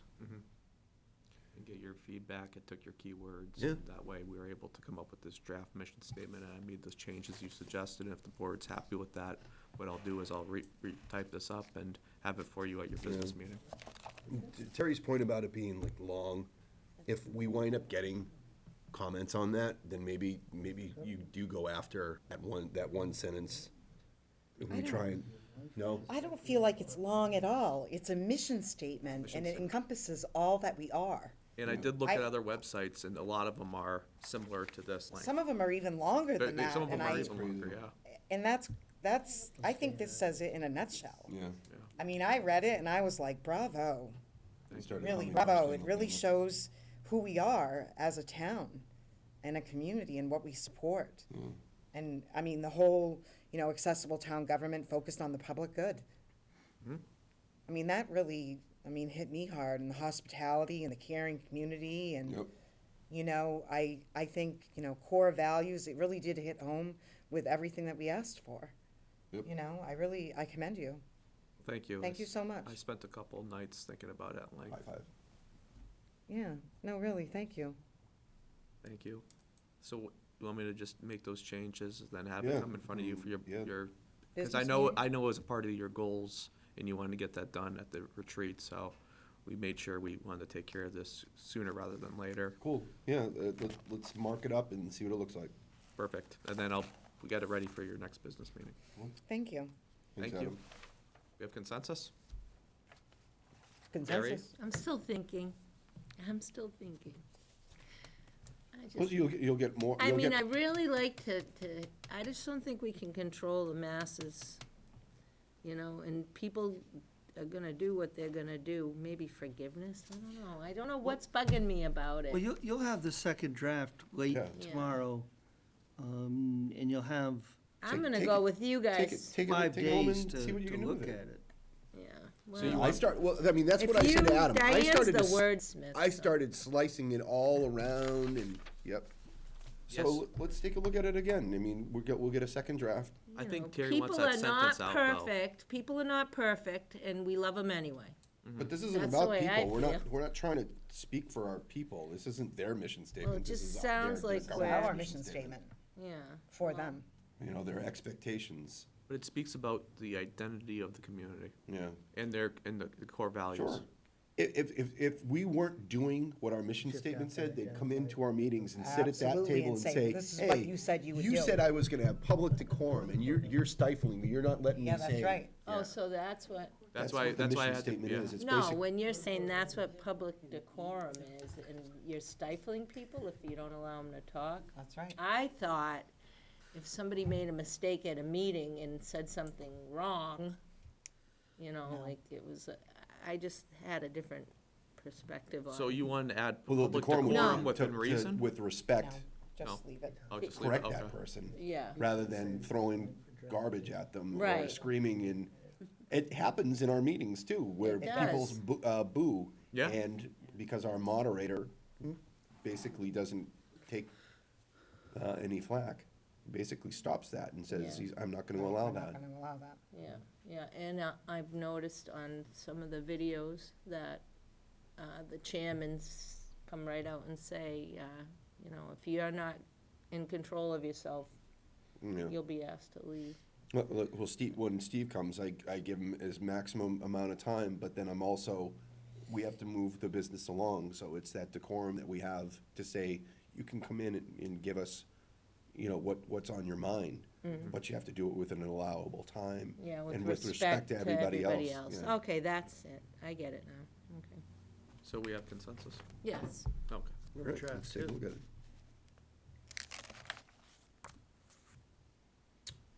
Next item on the agenda is amendments to the final financial management policies with respect to ambulance write-off policies. Right, I have a couple of items in the financial management policies to touch upon. Chief, you wanna?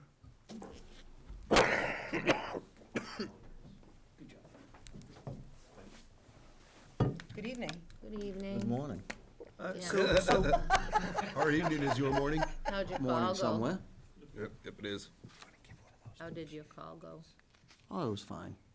It was fine. So, when we got the audit letter, a bulb went off in my head, and I grabbed the financial management plan, and I looked at we do have an ambulance write-off policy, and I put that in the chief's box, and he came back and said, yeah, I have some concerns about this, and I'd like an opportunity to revisit it. And so we talked, he found a policy that he liked in a nearby community, one of our peer communities, in fact. Good. And we'd like to walk you through, we haven't had a chance to talk about it as much as we'd like, but I'd like to touch upon some of the things in the current policy that he and I talked about changing.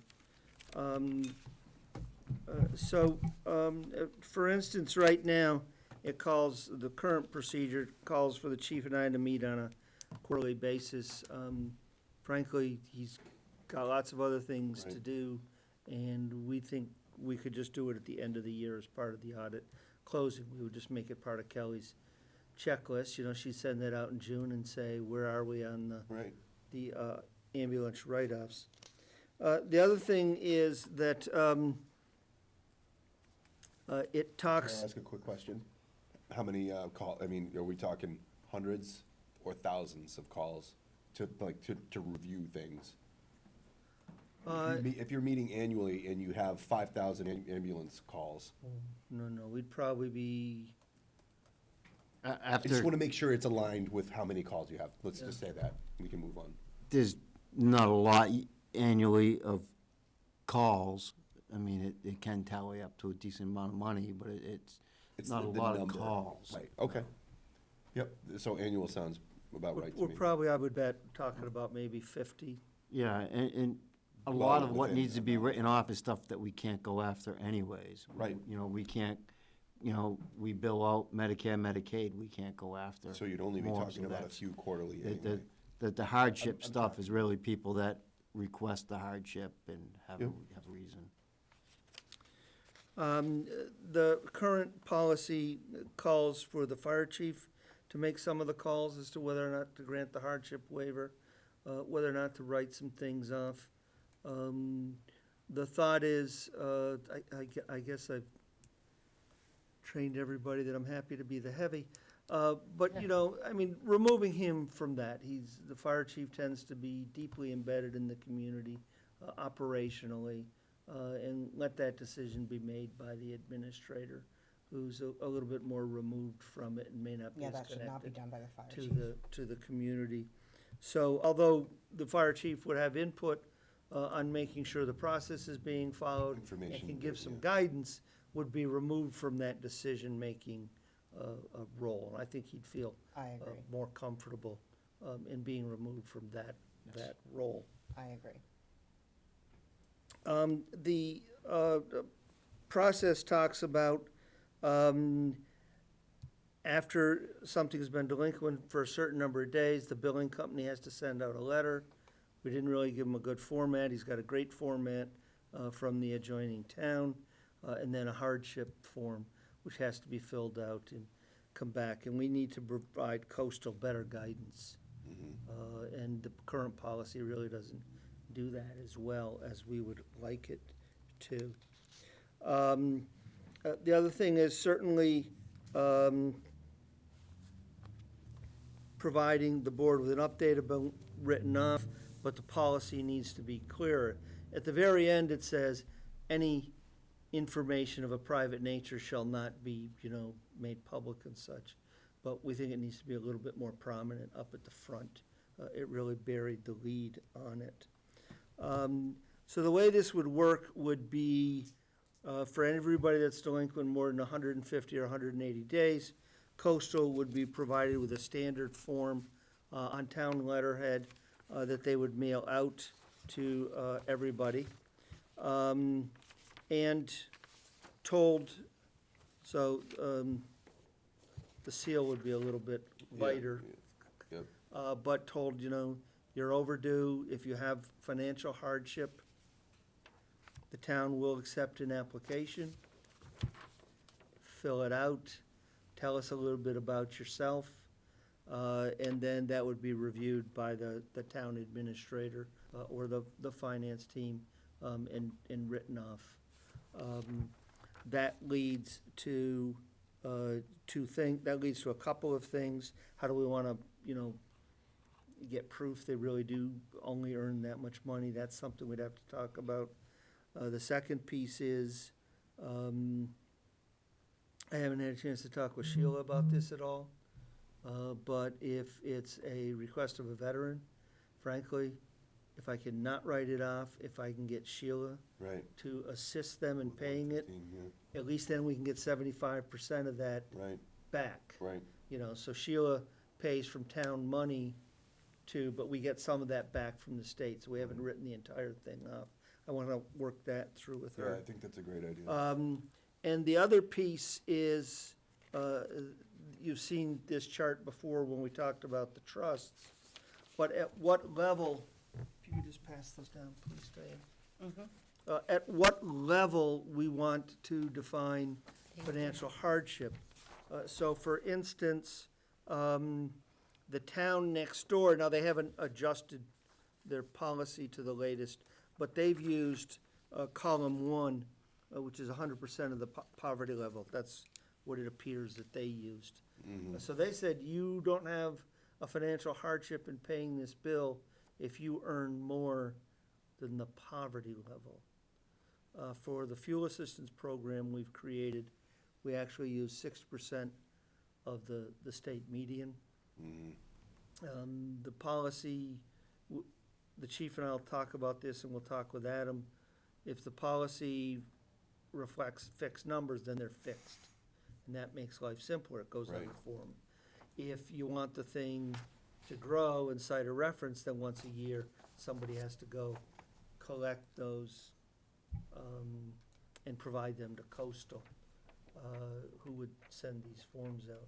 So we need a sense of, at what point do you feel people would have a financial hardship of paying their bill, and we would automatically write it off?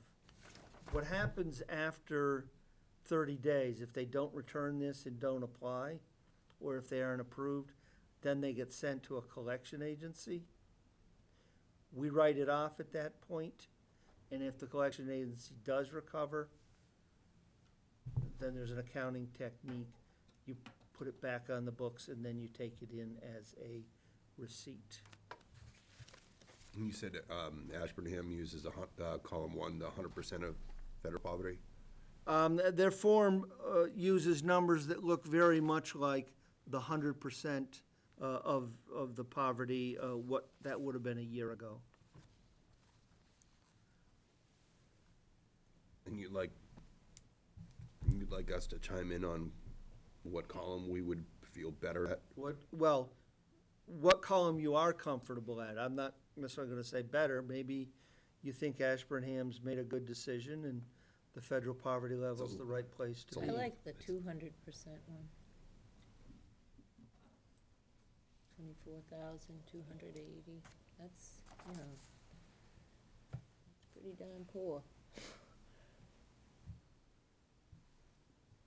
And then I'm there's, looking at the family of 4. where is it? I can't see.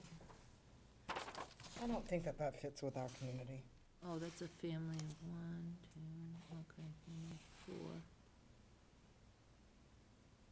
You don't necessarily need to make that decision tonight. We can bring. I a like draft- everything, I mean, We it's can just, bring a it's tough draft to policy say. to you, and I know when we up to review the families of draft, we would need to know that 10 night. and up. I mean, for those income, when we're talking, I for see this, what the you're income that saying. we're seeing here, it's a difference between we're getting paid for the service that we're providing and writing off something where the family really is going to have a difficult time doing that.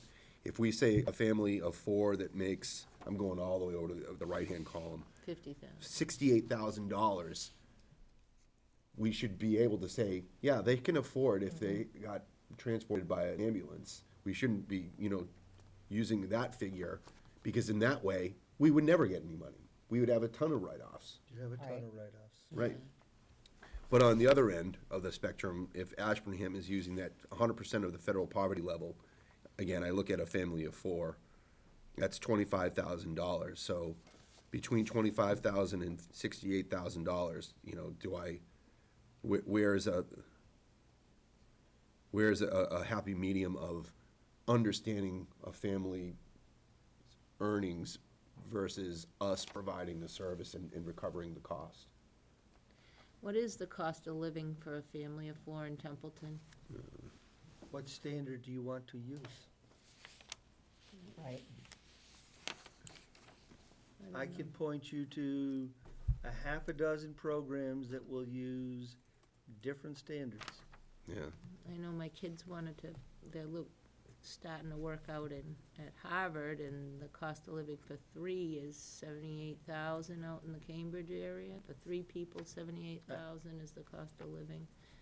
Yeah, I mean, and So- you don't need to do this tonight. Yeah, but We that's what can- I would We base can make the my, other changes. I would probably go slightly larger than what Ashburnham had. I think the 100% of the poverty level, that's low, but I wouldn't go much more than that. I think maybe the 125, not over the 150 of the federal poverty level. yeah. So just, that's a difference.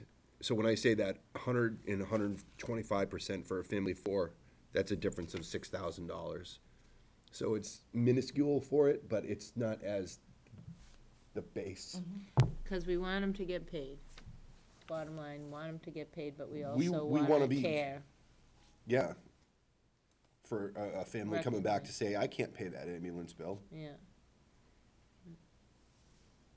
I would say slightly higher than what So Ashburnham. in the draft, if we brought it back at 125, we'll include this chart again, and the board can make a final decision at that point. Yeah, Ashburnham's Do you have any opinions, comparatively. chief? I'm sorry, Terry? I just asked the chief if he had any opinions. I'm just, as long as, again, I better do my homework, what the, standard is for living in Templeton. I would tend to agree with the Okay. 125. Here's Median budget. household income for Templeton, $67,000. For how many? Median household Median income. household income. For a family of, That Doesn't median say. household, so median, could be a family of 12, could be a family of 1, it's the median. Ashburnham is, and we can kind of put this to bed. Any guessers? 83. 78. Nice, 85. Oh, I said 78. So if you think comparatively, Ashburnham took the really low portion of it. No, we don't have to belabor it. I would go 125. I would go 125. Okay, and again, you'll have an opportunity when the Okay. draft comes in front of you. Okay, I'll then. make sure that we include this chart again. Chief, did I catch all the main areas that you wanted Believe to so. have touched upon? You don't have anything to add? No? Not at this time, no. Okay. I agree that you should not have a role in collections. That is not your responsibility, especially where you are out in public. I live And in you the- wanna live have in the a- community, you I wanna know a have- lot of people in this community. Yeah, I- and you should not be calling. That's not your role. no, conflict of interest as far as I'm concerned. Yeah, I think so too. I agree. Wholeheartedly.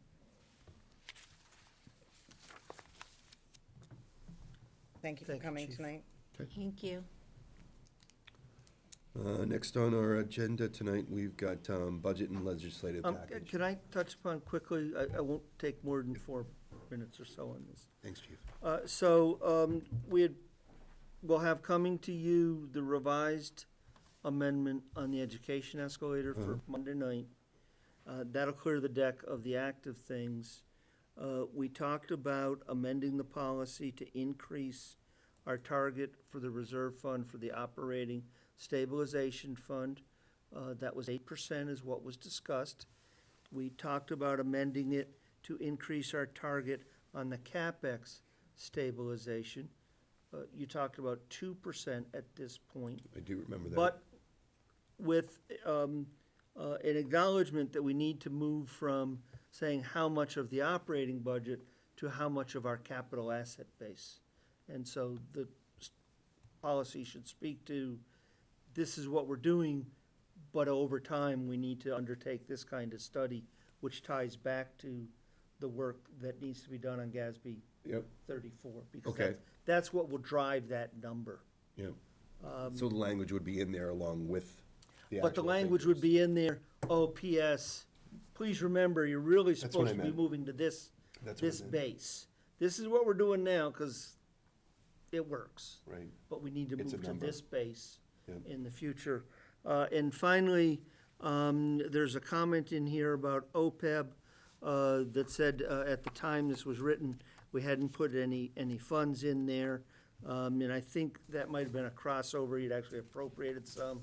It wasn't shown on the accounts yet. I think we hadn't established the account. Yes. I think we had put some money aside, You- but we hadn't established the account, if I think- remember that I think you're correctly. right, but there's a comment that since we now have money in there, let's take it out, which is a striking one line. Yeah. The only Okay. other thing I would say is that we went through this at the retreat, and so going in and finding things and going in, it really takes our eye off the ball of other things. So if you get a chance to look at this over the next 2 weeks, 3 weeks, it's online. If you see something you'd like us to address, Okay. if we could add it to our list and try to punch this out with one last amendment, at least for this The financial management fiscal policy. year, Oh, I that would started be looking at that. terrific. If you go onto the town's websites, you scroll down to the bottom, you'll see bylaws and policies. When you click on that, at the top is policies, and about 4 or 5 down, if I remember right, is the financial management policies. It won't have the last amendment you just did last week,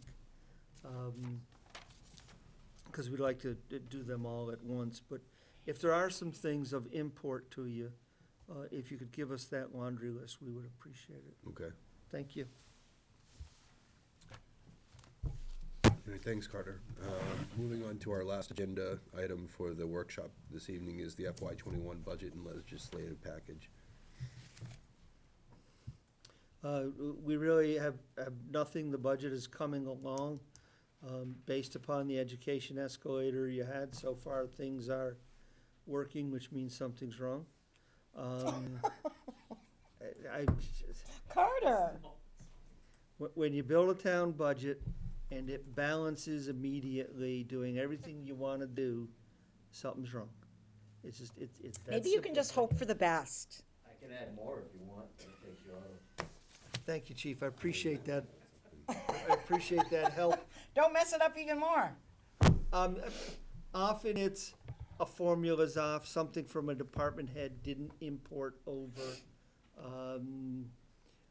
But actually, I mean, I think we're looking in reasonably decent shape at this point. The legislative package is coming together. We've been sending stuff off piecemeal to town council.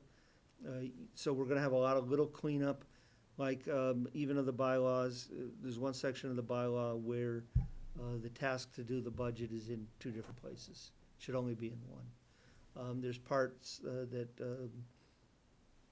we didn't, you know, every 5 years, we're supposed to produce a booklet. That was written in 1957 when your bylaws were maybe fold that in half and Right, had we your didn't have booklet. many. You approved the collapsing and the consolidation of the number of trust funds. Yep, The AG's on the verge of approving that, that's great. but in the bylaw, it says you'll appoint people to those trust funds, which shortly are not gonna exist. Right. So there's a different cleanup like that. I think people all in will all, it's watch coming the together. cleanup part of it. You know, we had the red line edition, and there were a lot of questions on, you know, where did Article, what was it, 23? Yeah. Where did Article 23? So I just want to make sure that we're transparent in how that occurs, because we owe that to them. You know, as we're getting our draft of the first line says transparent, and we want to make sure that we do that. So if we're gonna take something out, that we We have to tell wind up them. going through the right process Right. to pull it out. Okay. You know, if there are things the board still wants to try to accomplish during the process, this is on the agenda for them to be able to have that agenda item to bring Yep. anything up. And I think that Diane is gonna speak to us tonight. Yeah, I'm actually gonna go before you, if you Yep. don't mind. I feel like Jeff and I wanna speak to you. I wish the whole board was here, but I guess it's just me. No, they'll watch it.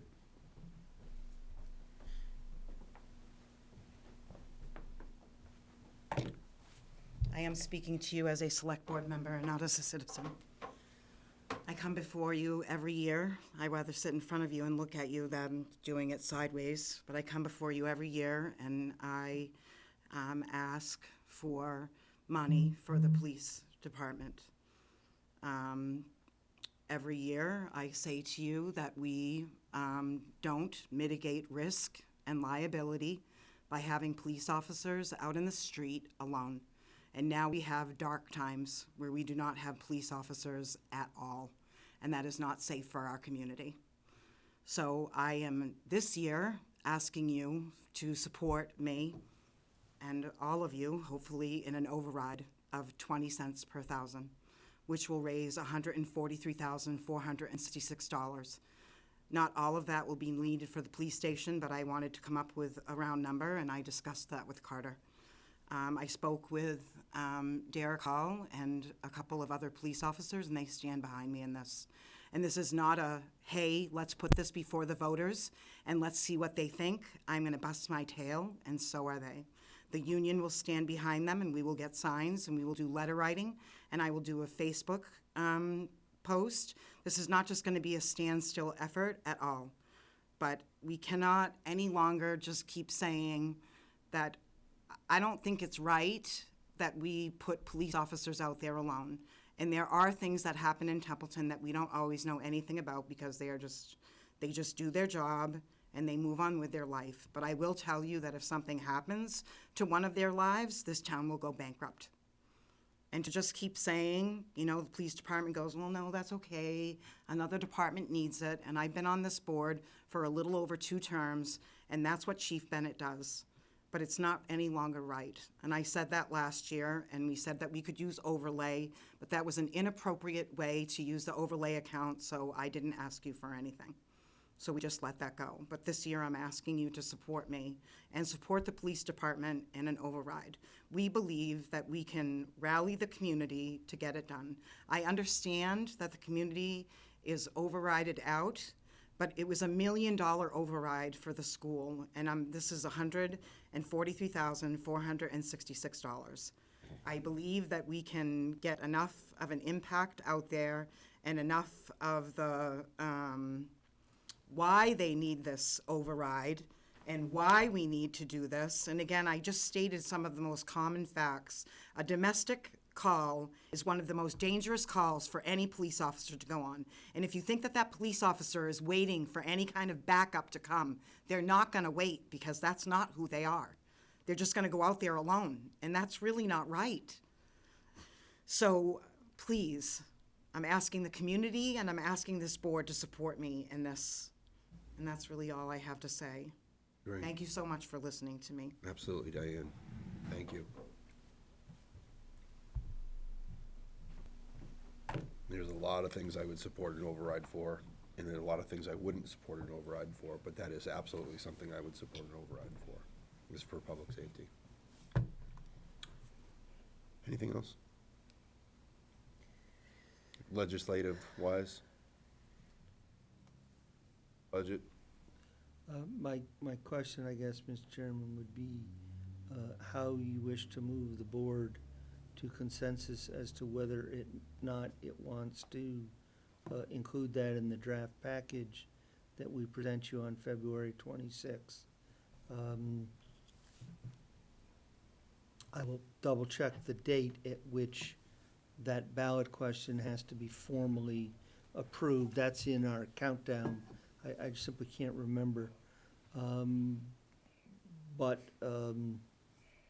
we would like an indication from the board as to, instruction as to whether, you would still have the opportunity to debate it. Yep. But I'm frankly not putting it in the legislative package unless I have some indication. I support instruction from the it. Diane's board. been working on this So for do you a want to do a long time. consensus tonight? Do you want to have it on the business meeting next week? How do I you- would definitely, I mean, there's 3 of us tonight. I would like more discussion. But I certainly, I mean, if you need something tonight, I know that I support it. I don't need it tonight, but something like this, I feel more comfortable if I have instruction from the board. So would it be agreeable if we were to add that as an agenda item for a formal instruction? Yes, you have consensus to do that. Okay. Thank you so much. You're welcome. I didn't have anything else on that agenda item. I don't have anything else. Okay. A motion. Are you all right? She got to you? Sorry. It's okay? It's an emotional issue for me too, Terry. It's been an emotional issue for me for years. I'm happy that we got the override for the ambulance. That also was an emotional issue. I'm making Pause a for a mo- minute if you want to. I'm good. Okay. I'll entertain a motion to adjourn. So moved.